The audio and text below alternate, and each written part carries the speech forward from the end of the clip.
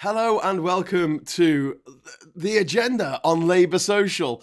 I'm Graham Hughes and we're joined today by Phil Morehouse. Hello, sir. Hello. Yes, and we are definitely streaming. I can see it now. So it's almost as though we just spent the last 10 minutes talking about what's happened in politics this week, and it wasn't actually streaming. Sorry about that, everyone who was waiting. So we're going to do that again. Let's start with the handshake. Let's start with the bets. Okay. This week. So that was Monday, wasn't chronological order. The bet, chronological order. We're going to try and work out who's had a worse week, Labour or the Tories. So let's start on Monday. So we had the bet. This is Piers Morgan, even worse, and Rishi Sunak there, offering a £1,000 bet that he'll get flights in the air, that he'll get people sent to Rwanda. Something that's not going to happen. Absolutely not going to happen. No, well, that's why Piers Morgan made the bet. He's calling Rishi Sunak out. Rishi Sunak should not have made the bet. It was incredibly crass, and he should have just said it was incredibly crass. The next day, Rishi Sunak said, "Oh, I was caught out," and it's like, yeah, people try and catch prime ministers out all the time. There'll be people in other countries try and catch you out. It's not really a good defense to say, "Oh, I was caught out and I panicked." That's not what we want in a leader. No. But you look at the body language as well; it's incredibly weak. You've got Piers Morgan; he's sat upright. He's offered his hand. Rishi Sunak does not want to take this bet. By his own admission the next day, he didn't want to take the bet. He's leaning forwards for that hand. And I know he's a small man, so I'm not going to make anything. In fact, he's looking up. He has to look up at the end of the day. But, you know, unless he got him a high chair, there was no way out of that. But the leaning forwards for a hand he didn't want to take. Yeah. You know, if he was an actual leader, and let's say he'd still been browbeaten into it, which is absolutely ridiculous, he wouldn't have leaned over for the hand. He'd say, "Here's my hand, you lean forward and take mine." That's what an actual leader would do. In fact, there are some people who think quite deeply about the sort of science of it, of the psychology of leadership. And they do things like, obviously there he can't just get himself a taller seat, but some people do. But you use tricks to bring someone else into what would be like a subservient position. And Rishi Sunak he's not a leader at all. He has got no instincts of leadership and he's got no training of leadership. That image there just shows how weak he is. Yeah. It's absolutely ridiculous. I'm going to get rid of it and put me back. Put his sad house back. We haven't got to sad house yet. So that was Monday. And the response to this was, you know, it was fair enough. Like, people were like, what the hell? Yeah. How dare he, in the middle of a cost of living crisis, you know, do this bet thing? Like, what for £1,000? And also, so people who would normally go for the Tories would think that. People who are on the left are like, oh my God, I can't believe you're making a frivolous bet over people's lives, the lives of vulnerable women and children that you want to send to a Central African dictatorship that has a terrible track record when it comes to human rights. That we accept as a terrible track record because we grant people asylum from there. Yeah. We've taken 6 refugees from Rwanda in the last couple of years. Yeah. So our net, you know, they say we haven't sent any refugees to Rwanda. We have 0.6. That's -6. That's how many we've sent. We've actually not even got off. Well, we may have some others as well who's still going through the claims process. Yeah, so we've not even got off the starting blocks. So that was pretty appalling. So that was Monday, and then Tuesday we had the PopCon conference. No, the PopCon event, I should say. So this is Nigel Farage, Jacob Rees-Mogg, Liz Truss doing her best impression of Philomena Kunk that I've ever seen. Like, that was absolutely spot on. She should get a job on one of those, you know, those impression shows like Rory Bremner and stuff. And she could be Philomena Kunk. Brilliant. I don't know who that is. But it's a character by Diane Morgan on TV who does all these like moments of wonder shows, and it's a piss take, and she just pretends not to know what anyone's talking about. And she has great lines like, "Next week, I'll be looking at where your lap goes when you stand up." And she sort of looks down and stands up. It's very funny. I guess you had to be there. But I suppose that's scripted funny, where she's the one who said the dogs in prison, we have the dogs because barking dogs will scare away the drones. Yes. Yeah.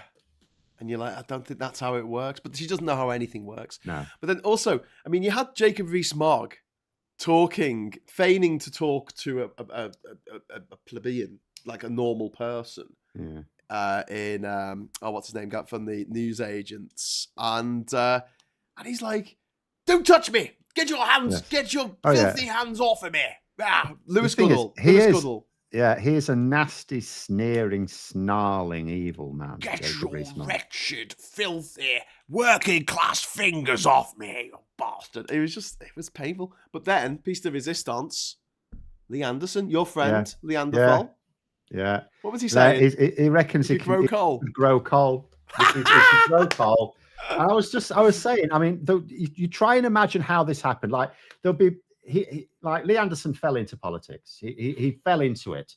He was known from his mining days. I can't remember the name they came up for him, but he was known as a mouthpiece then. He was just all talk.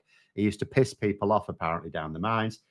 And so he has this high opinion of himself, and so inevitably becoming a councillor appeals to him. Well, it's a Labour area. Obviously, he joined the Labour Party. He's come from a mining background. It's a Labour area. If he wants to have a platform to just talk all the time, of course, he's going to join Labour. So he becomes a Labour councillor, and then he's about to be booted from Labour because what he says is not entirely what Labour would agree with. And so then he joins the Conservatives, and he does all this just as Brexit's starting to sort of, make people go crazy. And areas like this are no longer safe Labour areas. Labour are not appealing anymore. So you have this weird situation where all of a sudden these people can win an election for the Conservatives, which should have been unthinkable. And the stars aligned for him, and he ended up in politics, but he's got no background in politics. He doesn't know how to give a speech. He's never, and he's too old and too arrogant to think he's got things to learn. So he's never learned. So he's invited to this PopCon thing, popular conservatism. And Liz Truss, sorry to interrupt. I just love the idea that they've come up with PopCon, probably trying to appeal to the young. Now, actually, it's worth bringing this in at this point. But just before you do, okay, bring that in. Liz Truss actually said on stage that she wasn't very popular. That was one of the lines that she gave. She went, well, obviously, I wasn't very popular, but... Well, the thing is, another thing she said is that there's, there's a lot of secret conservatives. Yeah. They don't want to admit that they support our ideas. I'm thinking, if it's popular, why wouldn't they want to admit it? But this has come out in the Financial Times today, and this is a snapshot of now. So it shows, this is age gaps, my head. You can see it's the same graph across all of them. It goes from 20 to 80 years old, and it shows you the percentage of people who vote for Conservative parties in polls. And you can see the UK is a massive outlier. Even in the US, which is fairly polarized, and we know in the US as well, younger generations are tending away from conservatism. There's still about just under 40% would support Trump of the very youngest voters. Yeah. And you can see in lots of other countries, but then you look at the UK, this massive gap. Like about 10% of the very youngest would vote Conservative, and about 60% of the very oldest. I'll put it big on the screen, Phil, so everyone can see. And it's absolutely so. The idea that they would call it PopCon, which I can't imagine that's there to attract the octogenarians. That is there for young people. Oh, it sounds young and vibrant. Will attract the youth. You can really see it. So, and you see something like this, that you are not attract. Right, the Conservative, the broad church Conservative Party is not attracting the youth. Your far right fringe is definitely not. Yeah. So but anyway, so Lee Anderson, obviously, he's got no experience of public speaking, really, other than just shooting his mouth off. He's got to give a speech at this thing. He knows he's on his way out from Parliament, so he's no confidence, I imagine. I don't know what his viewing figures are these days for GB News. I bet they're crap. So he can't have any confidence that he's going to keep his job on GB News. He likes the good life. He enjoys lots of money. Now he was on a crap income. He was a former miner. So he was on a rubbish income, right? Below national average income. Well, he likes now being on many times the national average income. He don't want to let it go away. So he says, I'll segue into this. So he wants to, but he doesn't know what to say. So he just gets up on. It's almost like he just thought, oh, what am I going to say? I don't. Coal come from trees, right? And you can grow trees. So what we should do is grow coal. We should have coal farms. We should grow coal, and then coal will be sustainable. And that is like that was his thinking, because it was utterly mad, utterly insane. So we were talking a bit about this when we thought we were broadcasting earlier, but coal is unique, and all fossil fuels are unique, that they came about at a time on the planet when there was no fungus. So when a tree died, it just fell. That is it. And it stayed there for millennia, like for a million years, because there was no fungus to eat the tree. Also, there were very few land animals. Yeah, they were still mostly in the sea. Yeah, so every bit of land was covered in vegetation with nothing to eat it. Yeah, you had a few centipedes. That was it. Yeah. And that particular Carboniferous era is called so because it's marked by the lack of fungus and the lack of anything that's going to eat this stuff when it, so it can't rot. It's not being eaten. And so it stays as trees and basically gets crushed down under the immense pressure of the different strata over the eons, over millions of years. And you get coal. It's a finite resource. It'll run out eventually. But also, even without that, you're talking hundreds of millions of years for the coal to form. Yeah. And even if everything had stayed the same and it could still form, we've used it up in basically 300 years. Yeah. So it's one of the arguments is it sustainable for keeping the oil in the ground. It's not just because of climate change. It's because future generations, human civilization's been around for 10,000 years.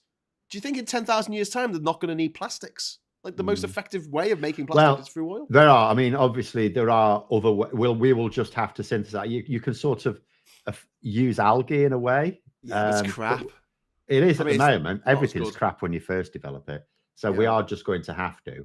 But at the end of the day, it's it was just an utterly mad thing to say. But the best thing about PopCon, of course, was particularly people like Lee Anderson. So Holly Valance, who's an Australian model who's married to a billionaire, so easy for her to say. Privately educated, by the way. Holly Valance she said, oh, the thing about like lefty ideas all sound brilliant when you're young, but then you realize they're all crap. It's like, easy to say when you're married to a billionaire. Yeah. But that billionaire was sat there front and center in the audience, listening to Liz Truss, Jacob Rees-Mogg, Lee Anderson, listening to them saying, this is the future of the Conservative Party. He's a committed Tory donor, right?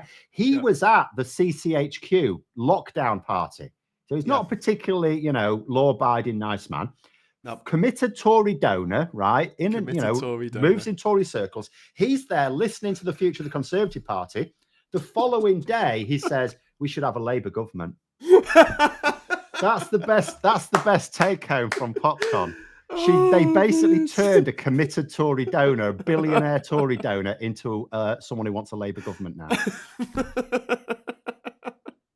Screw this for a game of soldiers. So there you go. So that leads us into Wednesday, I guess, which was the day of Prime Minister's Questions, in which Brianna Jai's mother, this daughter, the mother of a murdered teenage girl, who one of the reasons behind the murder, which came out in the court case, was the transphobia of the male killer. Yes. And Rishi Sunak decides that this will be a good day, like every single Prime Minister's Questions for the last few weeks, actually, to engage in a little bit of casual transphobia and demeaning trans women and saying they're not women. And that's effectively what he did. That is exactly what he did, especially because people are going, oh, no, he's having a pop at Labour change the position. No, he wasn't. No. Because especially with that 99% jibe. No, he wasn't. He's like, oh, no, I know that trans women don't exist, so it's 100%. But no, it's 99% because trans women exist and they make up 1% of women. Yeah. So it's... and the thing is as well, they were trying to claim afterwards, oh, he didn't realise she was in the chamber. But Keir Starmer had told him, because he had welcomed her into the chamber. She was his guest because he was going to be speaking moments to her later. Before. Literally moments before. Yeah. Well, that's what I thought. I did actually, but the thing, so then you say to yourself, okay, so either Rishi Sunak did know. I mean, he was told she was there, or he's trying to suggest he wasn't listening to Keir Starmer, who's the person asking him questions. In which case, how can you claim that you're taking your scrutiny seriously if you're not listening to the person asking you the questions? Yeah. So either way, it's like it's the usual Tory thing. Oh no, I'm not callous. I'm just incompetent and useless. Yeah. Yeah. But also, it shows that he's so bad as a politician. We've talked about this on Morning Brew, but he's a bad politician. Yeah. And case in point, he's got these jokes. Someone's written down for him. These digs at Labour, right? There's a list of them. Yeah. And he can't not say them. Like, he can't just go, hang on, use a bit of common sense and think, hang on, the mother of a trans teenager who was brutally murdered is in the house today. I mean, even if she wasn't, it wouldn't make any difference. But they have used it a lot. It makes it worse. It makes it worse, much worse. And like, he didn't have the capacity to think, I should take that out. It was already a big enough list. I would also say as well, he's not there on his own. Behind, if you ever look at PMQs, behind him, there's like a couple of people with notepads. So they're there. So because what will happen is, if in the normal days of PMQs, someone might ask the Prime Minister a question and go, oh, I don't actually know the answer to that. I will get back to you. So when you've got a Prime Minister who actually wants to respect Parliament, an MP might conceivably ask them a question to which they don't, because they're not given the questions in advance, to which they don't know the answer. And they say, I will get back to you. And what's happening is someone behind them is writing the question down and who asked it. So he's got aides behind him. And neither of them tapped him on the shoulder and say, oh, that thing was scripted before? Don't say that. Yeah. So his advisors are crap as well. Yeah. Yeah. Well, I mean, the scraping the barrel for advisors, for people who want to work with them, for the politicians they've got, their MPs they've got. I mean, the fact is that they've got 300 odd MPs, right? And they're all odd. And they can't find anyone in there who would be a good foreign secretary. Not a single one, Phil. Yeah, not a single one. I mean, come on. But then again, I mean, America's got a population of 330 million and they can't find a single person who would make a better president than President Biden, who's losing his marbles. It's absolute. I'm very worried now in America. I'm very worried. I've been saying he is too old. He is too old. Trump's too old as well. I mean, Trump's less fit than he is, but that's not the way the media will present it. Yeah. I just want to say a big thank you to Brad W there for the super chat. Thank you. If there's such things as an arrogance harnessing machine, hook Sunak up and we'll have 100% energy security. We could hook his entire cabinet up, because people, like some Tories, want to replace him either before or after the election with Kemi Badenoch. Yeah. I think she's going to be exactly the same as him. Yeah. I think she hasn't got as privileged a background and she's not as wealthy. Yeah. That being said, she has that hubris and a feeling that she doesn't have things to learn. She's also inexperienced at politics. Yeah, because it's not like Keir Starmer is equally inexperienced as a parliamentarian, but he has been in politics all his life. Like, he's been active in politics as a young man. He was an editor for a left-wing journal. He got involved in local politics as well, organising youth groups. Yeah. Then he obviously went to be a lawyer. A lot of that, legal work was quite political. So he's been active in politics, whereas these haven't. They had their career and then they just, like Lee Anderson, they just fell into it. Yeah. David Cameron said we should have more people from ethnic minorities representing the Conservative Party. So people like Kemi Badenoch and Suella Braverman and Rishi Sunak all fell into that. Yeah. And they'd never really been into politics before. Yeah. They were just rich people who thought, oh, that's a good idea. I could become even richer in Parliament.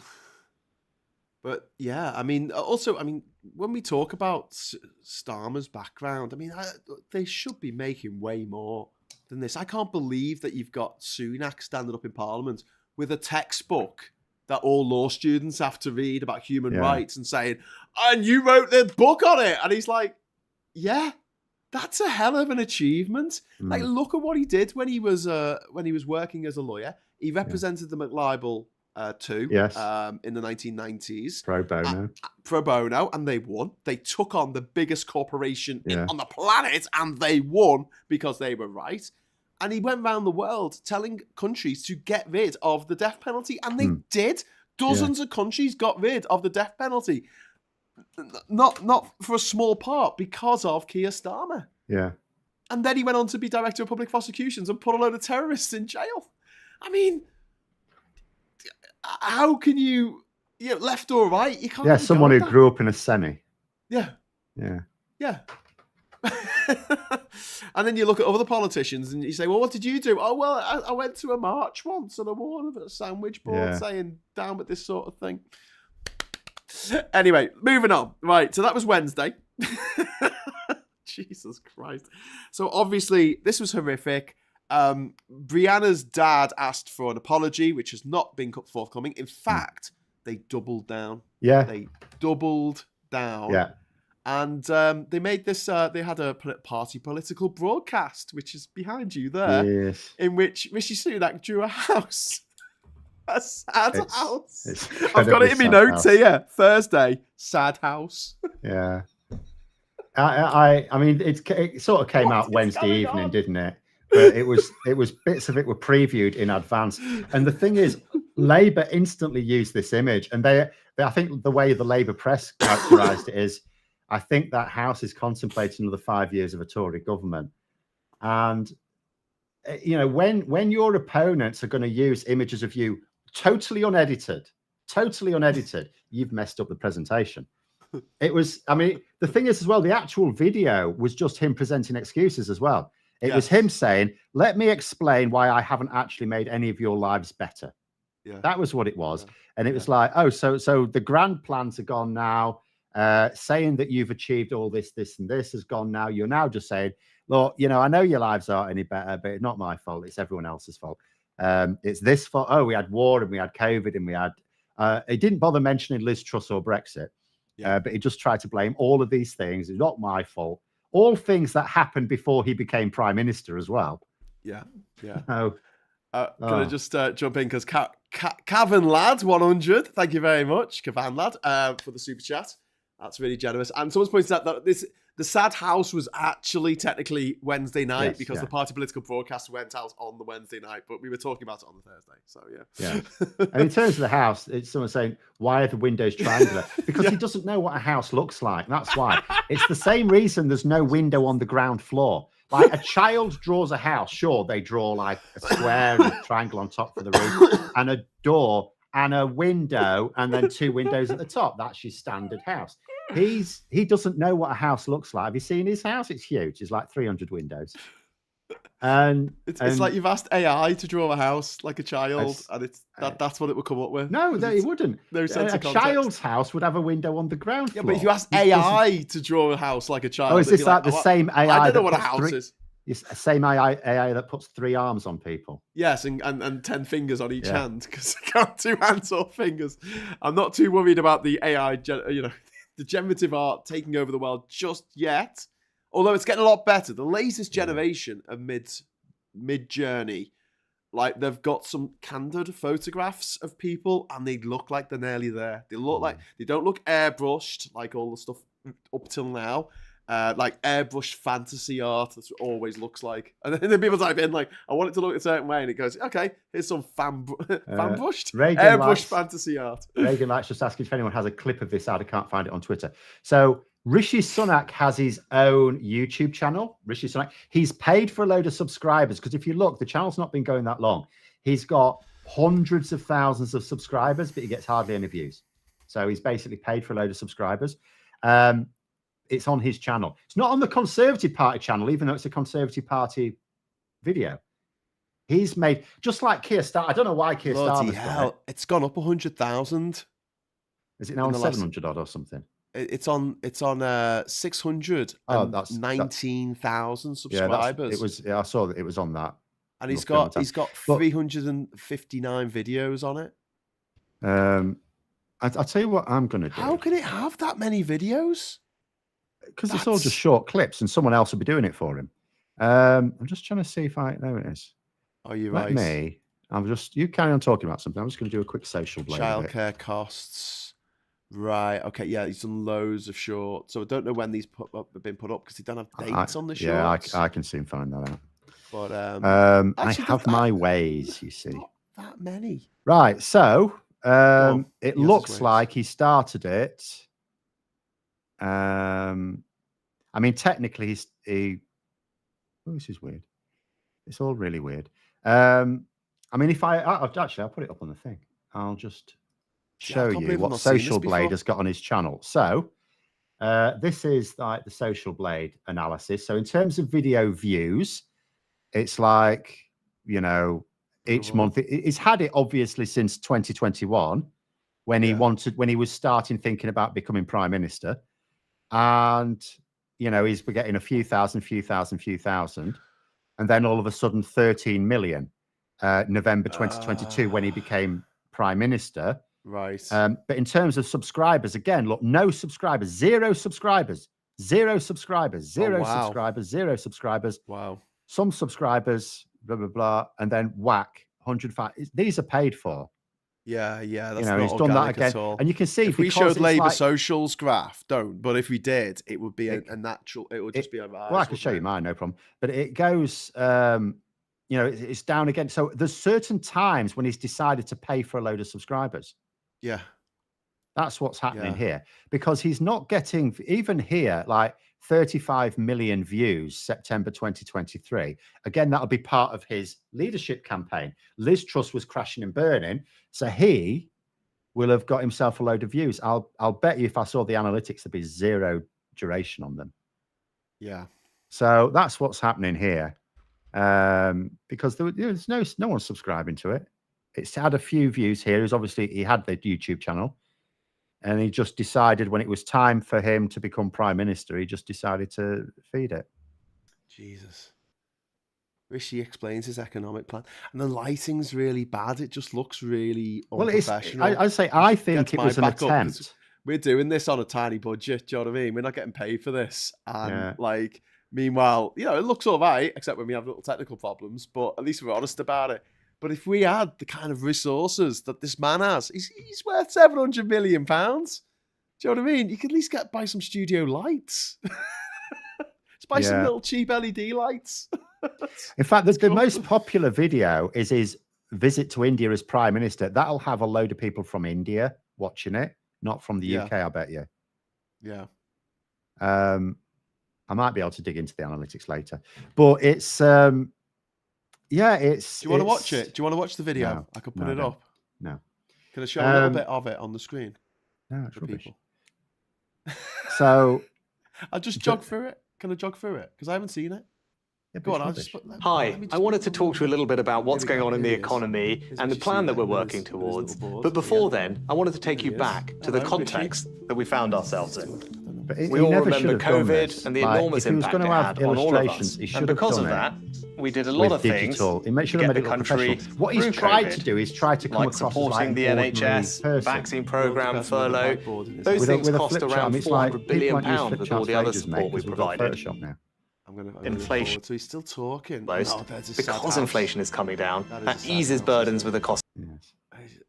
In January, in their pay packets, we'll start to see the benefit. State of his handwriting. Well, I mean, mine's pretty bad as well. Governments can I pay had for to things. develop a different way of writing as a teacher, to be honest. And a brighter future for you and your family. We'll go back to square one with Labour. Prime Minister. We should have like flowery letters and writing and stuff. Well, he should use digital imagery. He shouldn't be painful. Very Bob Ross, says Phil Stewart. Bob Ross was good.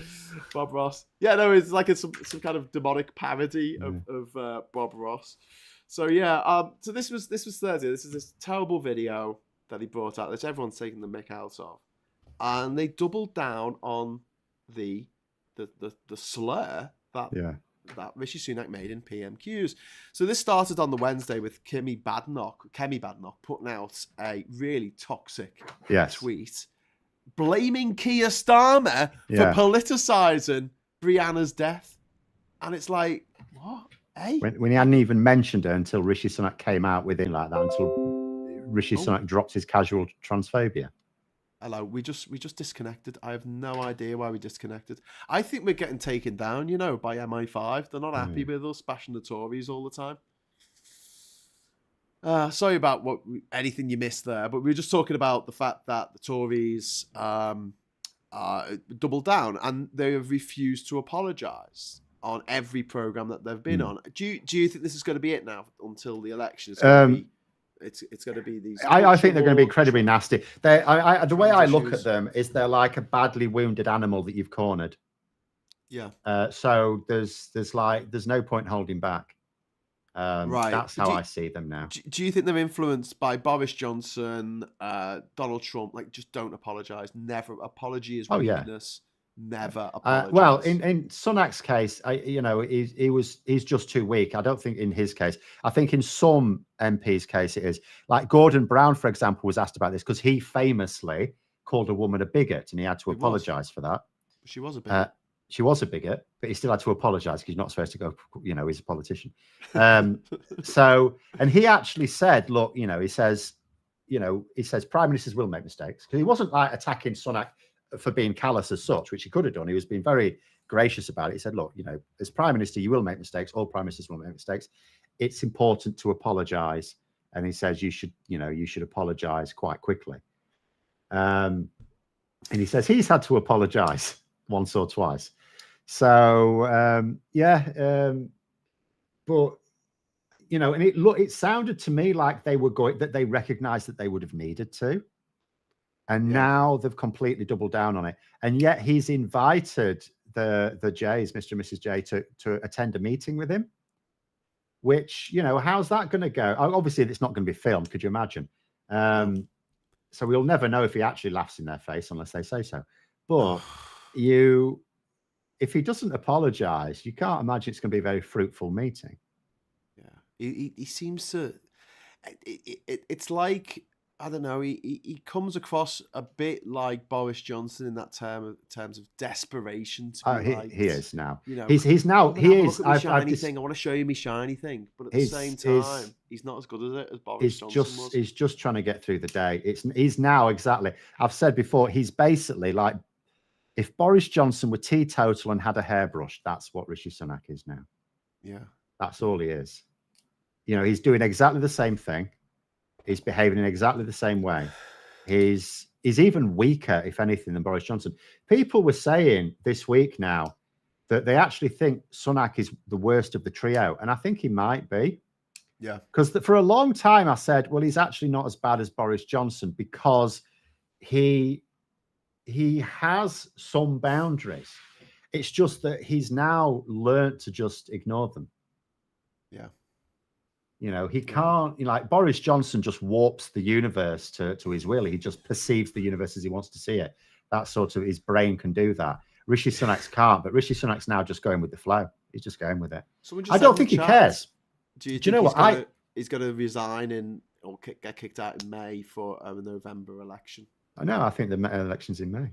I keep flipping between it. It's like one or the other. But I've as you know, for a long time I've said May is the most likely. That's not to say more than 50% likelihood. I now think it is more. I think it's significantly more than 50% likely. I don't think Rishi Sunak cares about the election either. I don't think he will give two shits. So when people kept saying to me, when I say he's going to be really awful in the TV debates and the interviews and out in the public, and people say, oh, he'll just dodge it like Boris Johnson did. I think, well, first of all, Boris Johnson could only dodge the worst ones. He couldn't dodge all of them. But second, Boris Johnson was ahead. So he was playing a defensive game. He just had to not mess up and he would win by default. Yeah. Rishi Sunak starts from behind. So he has to make ground in the election campaign, which means he has to do something. Whereas now I think, well, maybe he won't, because I don't think he cares. I think he's only come into Parliament to make himself richer, which he has done. And that is it. And I think come the election itself, he will be more than happy to go, I'm not doing that debate, or I'm not doing that interview. I don't know whether he will or he won't, because he might just do them for a laugh, a last victory lap, laughing at the public. I do not think he cares whether his party loses 100 seats or 300 seats. I don't think he cares. Because from his point of view, he cannot make any money from opposition. He can only make it from government. So as far as he's concerned, the result is binary. Either the Conservatives win and remain in government, or they lose and are in opposition. And whereas for a lot of MPs, it's like, no, the scale, even if we accept we're going to lose, the scale of the loss is important. I don't think it's important to him. So I think where the Tories have got themselves landed now, they've got themselves a leader who does not care whether they lose 100 seats or 300 seats and is also useless. So even his default effort is not going to be good enough. And it's not even like they've got a load of others that they can send out. Like Keir Starmer, he's not afraid to go out in the public and he answers questions of journalists, but he's not the most charismatic, but he has charismatic members of his front bench. Yeah. Rishi Sunak doesn't. In terms of the ones that can come across reasonably well to the public, you've got Grant Shapps. That's it. That's his superstar. He ain't got anyone else. James Cleverly is an idiot and also lazy. Michael Gove is not an idiot, but at the same time, he's not charismatic. Yeah. Kemi Badenoch is incredibly petulant and arrogant. David Cameron might be a draw in some places, but won't be in others. Can't send him to the Red Wall. Can you imagine? You just go down the list. You just think he hasn't got anyone. And also quite a lot of those with a personality actively want the Conservatives to lose badly. Like Kemi Badenoch at the moment, the reason she wrote that tweet, she doesn't care about the election. She's laser focused on what comes afterwards, the leadership contest. Yeah. So that's the problem now. You've got a load of Tories, because they've abandoned the election, they're focusing on what comes later. So, this idea of the polls tightening, you can't rule it out. But then you think, if there's a load of people who are saying they don't know if they'll vote Tory this time, they're not really giving them many reasons to change their mind come the election. Yeah. Well, if anything, the polls from YouGov that came out today showed that they were actually extending their lead. Yes. Which might come as a surprise to some of the people who don't want Labour to win. We had Monday, Tuesday, Wednesday, Thursday. There was another one on Thursday, though. There was a big one on Thursday. Laura Trott. Oh my God! Yes. So in fact, was do you know what? This morning. This was this morning, wasn't it? Was it this morning? It was. It was Ivan Dando out of the. She was talking to at the Lemonheads or something. No, it was last night. It was yesterday. Last night. It was yesterday On BBC. Was it BBC Radio 4? BBC, something like that. Yeah. Have you got it? Can you play? So I've got multiple things. I can. So, in fact, I tell you what, I have got it because I was using it in a video of my own. So let me just. If you share screen, find to play music. Hold on, no. The music, or the sound, I should say, not the music. But oh my God, this is. You talk about like a car crash interview. It was absolutely, and I can show you a government minister in the Treasury. Yeah, the Treasury. Hang on. Okay, I'll let you know if you can hear it. Hold on. Can't hear anything at the moment. Can't hear anything, Phil. Oh, you can't hear it? No, can't hear it. Oh. I think all right. So never mind. Well, I'll describe what happened anyway. So this person on the BBC who knows their stuff on economics is looking at the OBR, the latest OBR figures, which I think are from last November, the forecasts that accompanied Jeremy Hunt's budget statement.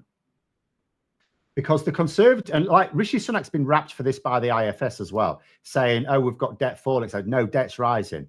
And their fiscal rules say that debt should fall as a percentage of GDP over 5 years. And it's not doing. Now, what I definitely have got. Well, I can play the sound. I've got the sound queued up here. Should we play it? I don't think you're going to be able to hear it, but the viewers will. So here we have tax cuts. When a central pledge is getting debt down and debt is going up. So the central pledge, it's one of our fiscal rules, which is that debt needs to be falling over the 5-year fiscal forecast as a percentage of GDP, which it is. No, it's higher in 5 years than now. Not as a percentage of GDP. Yeah, no, it's higher. It's going up. It's lower in the 5th year relative to the 4th year. So it goes down at the end of the projection. But in 5 years, I think it's higher at the end of the project. Yeah. 23.4, 89% of GDP. 28.9, it's 93% of GDP. Debt goes up. It falls at the end of 5 years a little bit. But that doesn't mean debt is coming down. That means debt is going up. It's higher. It's higher in 5 years than now. It's falling as a percentage of GDP. It's higher as a percentage of GDP. I'm not sure. I think. Well, this is really basic. I'm looking at the latest OBR table. Public sector net debt ex-Bank of England, 28.9, 92.8%, 23.4, 89%. So it's up in 5 years. Now, I'm amazed that you don't know that debt is rising, but you're the one who's planning. I'm looking at the percentage of GDP. This is. I think I need to have the figures. I've got different figures, which got different figures. So I think we just need to have figures go to a different school. Suppose if debt is higher on the OBR forecast in 5 years than now, you couldn't possibly be cutting taxes while your pledge is that debt should be falling. The point is that we have our fiscal rules, and within those we have an amount of headroom. So we will only do things that are fiscally responsible and sit within our fiscal rules. She's reading off it's a really, really big point, this, isn't it? And one of us has obviously got it wrong. I think I'm looking at the right table, and I think I'm looking at the right line. And it's possible that the figures will all change. But at the moment, it looks to me like debt is higher in 5 years than it is now.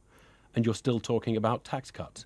And I'm just wondering how you do that if you're pledging debt falling is one of your key 5 pledges. Percentage of GDP over the 5-year forecast. Yes, and I'm looking we at would the always, percentage of GDP line. That's the only relevant one. So I think that we've always said that we will only do things within our fiscal rules and where it is affordable for us to do so. So yes, we want to cut taxes. We believe that drives growth, but we will only do it if it sits within our fiscal rules.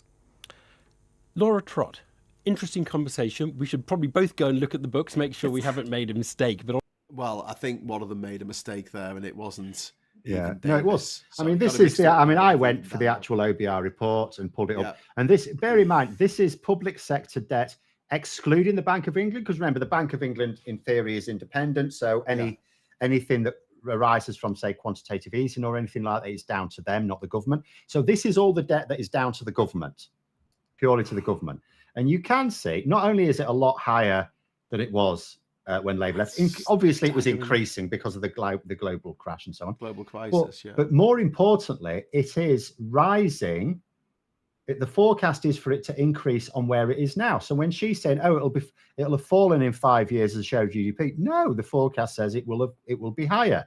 Yeah. And yet they are instigating unfunded tax cuts because they're unfunded tax cuts because borrowing is increasing. So they're borrowing for these tax cuts.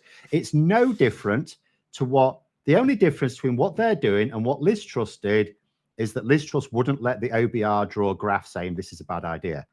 The OBR have drawn a graph saying this is a bad idea, and the Conservatives are still somehow getting away with doing it. It's just, it's painful again. Arctic Bear, thank you so much for the super chat. That's really generous of you. £10 super chat there. Thank you. Let's see the Tory accounts before criticising Labour U-turn. So that brings us nicely onto our last point today. We're going to be talking about Labour's so-called U-turn on its £28 billion green spending pledge, which, compared with the amount of U-turns that the Tories have done, and that was something else that I think even and they've been in power listed last night. They've been in power. Labour, of course, have modified policies from opposition. Yes. Whereas at the time they were adopting some of these policies, had they been in power, they could have just implemented them. Yeah. At the time. Yeah. I mean, I'm not in favour of the U-turn myself, but at the same time, it will work for them politically. I mean, there were some polling figures that basically, I mean, first of all, what is quite surprising, and it's again, you could use this as another dig at Labour cons.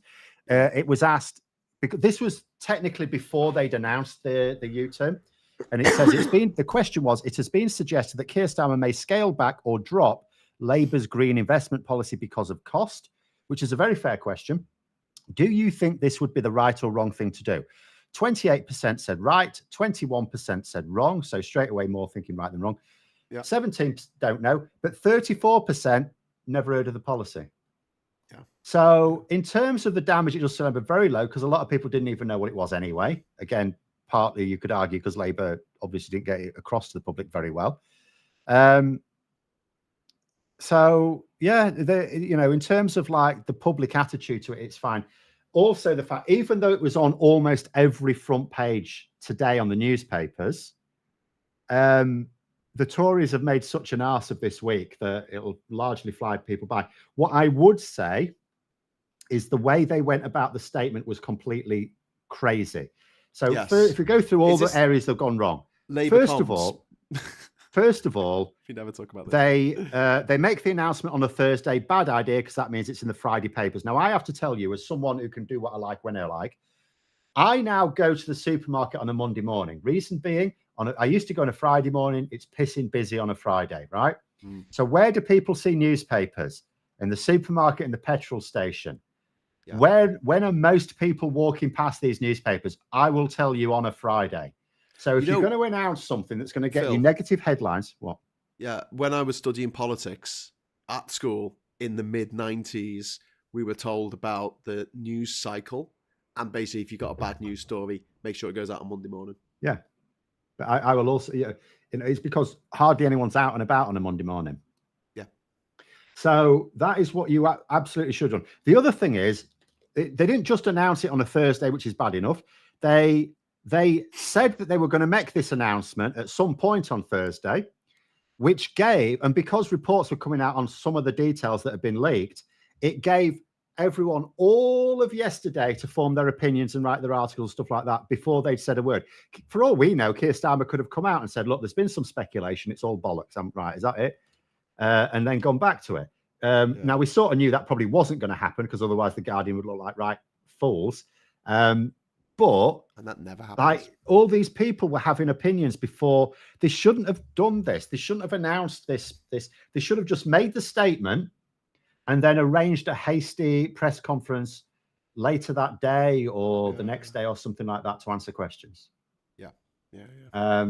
This idea, because what they've allowed literally all of their political opponents to set the agenda before they got to say a thing.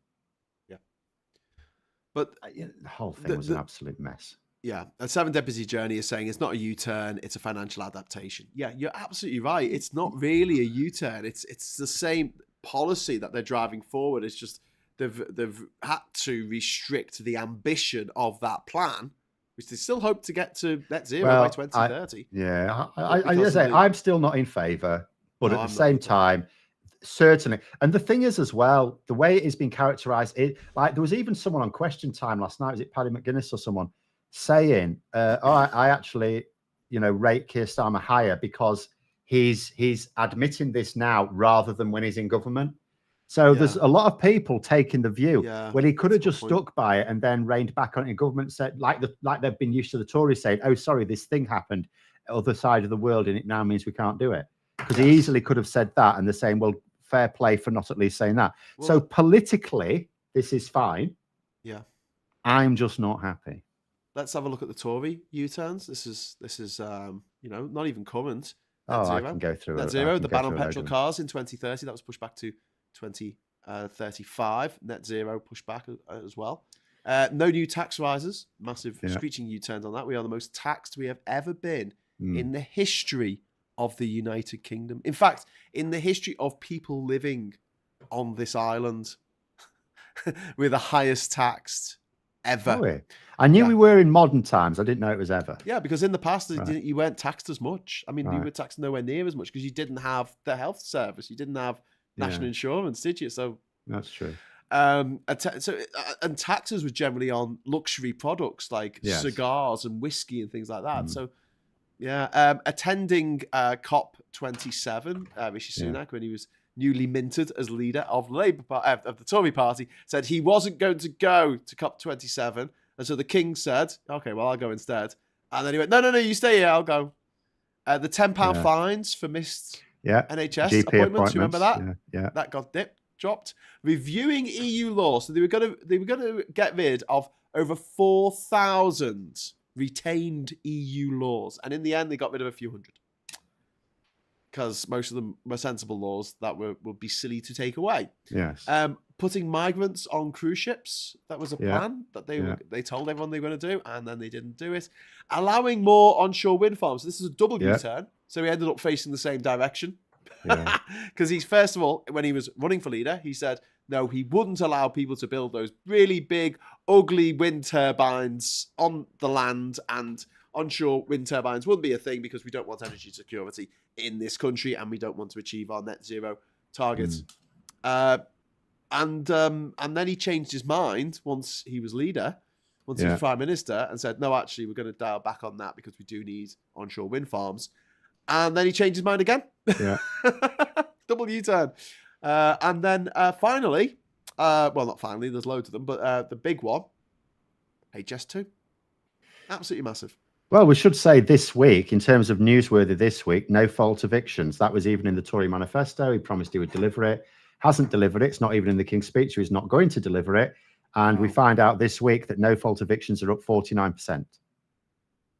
Yeah. So, bloody hell. So he doesn't stick by anything. I would challenge anyone to name a policy he has stuck by. It's not just that there's loads he hasn't. Is there one he has stuck by? Because he can't say inflation because there was no policy he put in place by his own admission that dealt with it. You know, in fact, when he was challenged by a journalist over this, he says, well, you're not. He basically said to him, oh, yeah, but I could make inflation worse. So I'm bringing it down by not deliberately making it worse. Yeah. So he hasn't actually stuck by any policy at all. NHS waiting lists would go down. He had the power to do that. See, there are some things you can promise which you can't deliver. Like you promise them and you might genuinely want to deliver them and you can't. Like Boris Johnson genuinely thought he would get a load of brilliant trade deals after Brexit. So you can promise a policy. It doesn't mean to say you can deliver it. But something like getting NHS waiting list down, he could deliver that. That was, you know, all he had to do was pay them properly. And NHS waiting list would now be down. They'd still be well up on when Labour were in power, but they would be down compared with when he took over. But he decided not to. Early Burns is saying in the chat, he stuck to eating out to die out. So, you know. And Jeff True saying, sadly, he's stuck by Rwanda. Yeah, but... Well, he hasn't, though, has he? He knows it's not happening. I would say if he was sticking by that, he would have organised the flights by now. Because he reckons, it's going to pass through. He reckons this is going to pass through Parliament by sometime in March, sometime next month. And the flight's going to be in the air within days. That's what he says. Yeah. So where are the flights then? Where are the planes? Yeah. He hasn't got them. Sorry, you know, you were talking about this being announced, the U-turn by Labour being pledged on Thursday. Someone else has pointed out that it was also bad timing because it was just when it was announced that the world has warmed by 1.5 degrees. They wouldn't have known that in advance. That's just bad luck. Or in this case, good luck, because no one knows about that either. Because not only do the Tory media not bother really promoting things like that, but also the Tories have been on such a bender this week. I can sort of see how Labour would have thought, well, the Tories are bound to, you know, shit the bed sometime this week, but they couldn't have imagined it would have been as brilliant as this. It's like, yes, it's on the, the U-turn is on almost all of the front pages today, but that's it. Yeah. That's really been it. Everything else is covered up by the Tories' daily disasters. Jesus. It is just a cavalcade of calamity. Yes. And it's got to the point now where I'm just thinking, like, when this is all over, when the Tories are out of office, like, I can't see them surviving this, especially if big donors like Nick Candy are back-heeling them and saying, I'm not going to support the Tories now. Yeah. They're obviously not scared off by Labour, and I think this is Labour's big long-term plan over the last few years has been to not scare off people like Nick Candy into giving money to the Tories out of desperation. Labour's overarching strategy has been, look, the Tories are trying to divide people. We need to, ideally unite people, but in a very divided population. At the very least, attract a certain level of support and not frighten the others.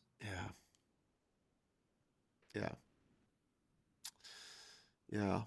Do you think that Sunak will be on the plane to Rwanda in June to win the bet? Says Ernie Burns. I like that. I think they might. I think they probably agreed the terms that it should be refugees on the plane.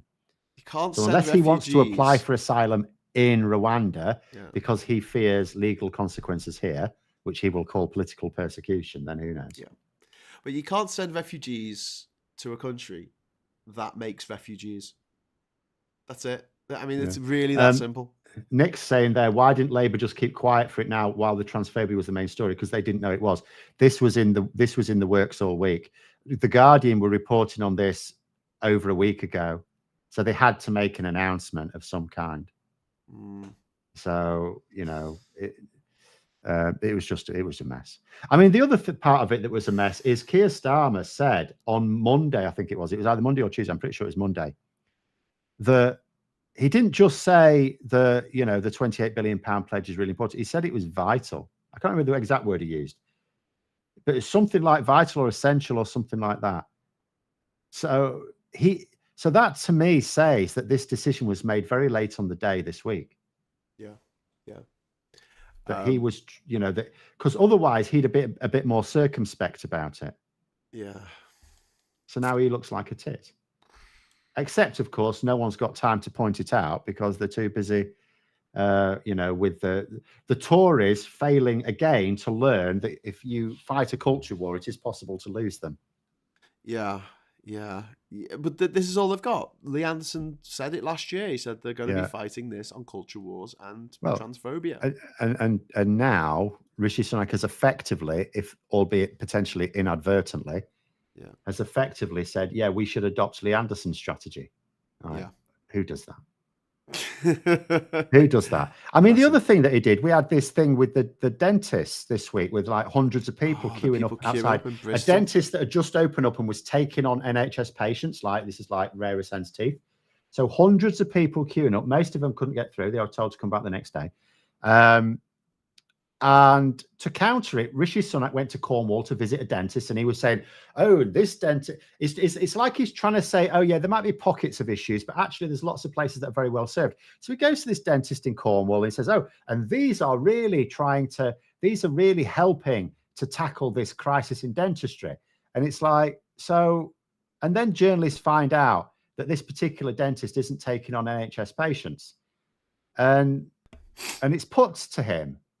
And he says, that was deliberate. I said, deliberate? What? So now you're admitting you're an idiot? Like, it's one thing to go to a dentist and not do your research properly and accidentally go to someone where the only new patients they're taking on are either children for NHS or private patients. That's one thing. But to say you did it deliberately, it's like, why did you do it deliberately then? Were you deliberately trying to point out how bad your government is at delivering healthcare? Because who would do that? Yeah. Come to a point that Grant's made in the chat about Labour losing the Muslim vote, which gets my back up, because Muslims, if you know any Muslims in real life, you'll know that they don't vote as a bloc in the same way that Jewish people don't vote as a bloc. Even gay people don't vote as a bloc. I know some gay Tory voters. I don't think they're going to vote Tory this time, but it's not like you can go, here's a segment of society, they're all going to vote the same way. In the same way you can't say, all the Christians, they all vote for the Conservatives, or they all vote for Labour. Of course they don't. And when we talk about Gaza and the atrocities that are going on there, and they are undeniable now, and I do think that the Israeli government should be taken to task over what they've done and what they continue to do. But when you travel around the Middle East, you find out quite quickly there is quite a hierarchy, especially in the Arabian Peninsula, of where you're from. And it's the same it's the same as in the UK. People from London will look down on people from Liverpool or Birmingham or Manchester. And so try doing it to Yorkshire and see how they get on. But so people in Kuwait, for instance, will look down on people from Egypt. And people from Egypt will look down on people from Palestine. And this is just the way things are. So there's a lot of Muslims who you will think, you care about this. This is the major issue in your life. And they're like, no. I mean, I'm upset about it. I don't want anyone to die unfairly. This is a bit shit. But it's not the issue. That's their number one concern. But I will also just point out, so some people will be thinking this based on a poll. The poll didn't say what you think it is. What's happened here, if you remember a few weeks ago, there was that big YouGov MRP poll that was commissioned by enemies of Sunak. But the analysis of the poll was done by David Frost, who's an idiot, and presented in the Telegraph. And it was so bad, the analysis was so bad, that the pollster, YouGov in this case, had to actually, when they published their own version, say, no, this analysis is completely childish, it's ridiculously wrong. Well, the same thing happened here. There was an analysis done by some people with a particular agenda, that says, oh, Labour have lost all these Muslim votes. And the actual pollster says, no, it doesn't say that at all. And literally every independent pollster who looked at it said, no, it doesn't say that at all. So it's not true. Labour, there's several things to consider. First of all, no, Labour have not lost, like half the Muslim vote. Second of all, the Muslim vote is really small. Now, that's not me saying, oh, we don't have to pay attention to Muslims. What I'm saying is it won't actually affect any seats. And, but as I say, it's I will also echo what Graham said as well. It's actually Islamophobic to say that Muslims are going to vote a particular way, all the same way, on the same issue, that's something that no UK government can really influence to a great degree anyway. No UK government can enforce a ceasefire. No UK government can tell the Israeli government what to do. At best, they can use diplomacy to try and persuade them. So the idea of you saying that like a massive section of the entire Muslim population of this country would vote that particular way, you're basically saying they're all one-dimensional and fairly stupid. That is Islamophobic, I would say, because it is the same. If you were to say something like, like Keir Starmer when he's defending trans rights, oh, he's lost the Christian vote. Like, no one would say that because that sounds mad. And yet people will say he's probably lost the thing. Transphobes vote, but then there's some transphobes in Labour, so I don't know. I think they're sort of attracted to I say GB News, I meant Reform UK. It's basically the same thing. Like flies to shit. But yeah, someone's talking about Rishi Sunak appearing on the GB News, the completely impartial GB News, as impartial as Ofcom. That should be their slogan. Gammon Box News, as impartial as Ofcom. Ofcom this week actually say it. So there was a claim on GB News that the COVID vaccine gave young people turbo cancer. Yeah, turbo cancer. And Ofcom have said this is fine. That's one of the moves. Ofcom have said this is absolutely fine, by the way. Because Ofcom's run by their old schoolmates, Phil. You know my theory? It's all connected. It's all connected. They all went to school together. That's why they all work for each other. They all scratch each other's backs. There's no accountability in this country right now. There's no sense of justice. The courts have been underfunded for years. There's a massive backlog in legal cases. Unless you've got money, you are up shit creek in this country, especially if you get ill. Yeah. And it's all very well saying, oh, well, everyone gets the treatment on the NHS. The treatment, yes, but the diagnosis, if you can afford it, you can get diagnosed with cancer in a day. And then they say, right, start the treatment on the NHS. Whereas if you're going through the NHS, there's a record number now of people waiting for more than 63 days for a cancer diagnosis. A record number of people waiting more than 2 months, which is, in a lot of cases, that delay is fatal. Anyway. And the King's got cancer.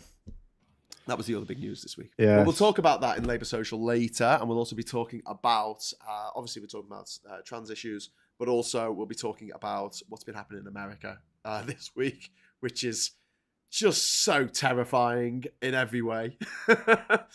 So if you'd like to join us for that. Oh, shit. What? No, nothing. I'll tell you in a minute. What? Okay. I'll tell you in a minute. It's fine. It's fine. Once we're off. Yeah. Once we're off. Yeah. Okay. All right. Well, we'll say goodbye. We've run over time a bit, but that's okay because we were 10 minutes late starting. We actually presented 10 minutes of this to nobody, Phil. I'm so sorry. Yeah. Consummate professionals. Okay, right. So we'll be back at, well, I don't know if Phil will. Phil, are you around tonight? I don't think so. I don't think so.